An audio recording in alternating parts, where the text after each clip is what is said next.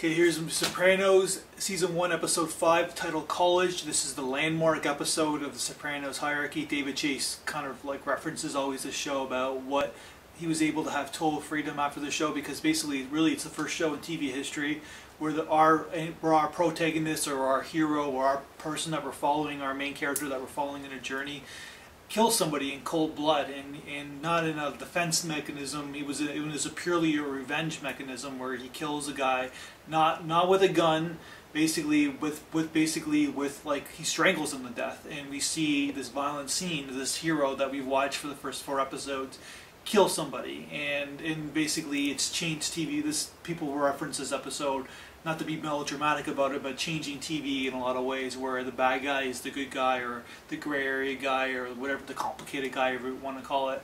And College is basically an episode about, it's basically about the innocence. It's about the innocence of youth. It's the innocence of idealisms, and basically, but through these glass mirrors, these smoking mirrors, is the corruption, is the murder of Tony Soprano.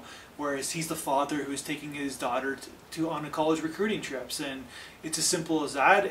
But through those mirrors, he's a mafioso guy, and he is a murderer.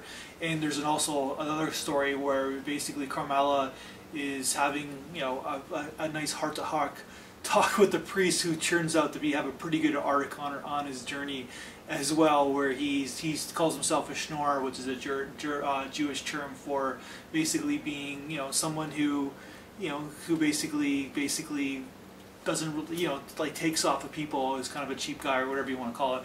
And he is the priest who knows that Tony's a bad guy, but takes in his DVD, his home entertainment connection, takes in his food, takes in his wine, takes in his expensive booze, whatever you want to call it. So everybody's just as bad as everybody else is, because they know the whole game.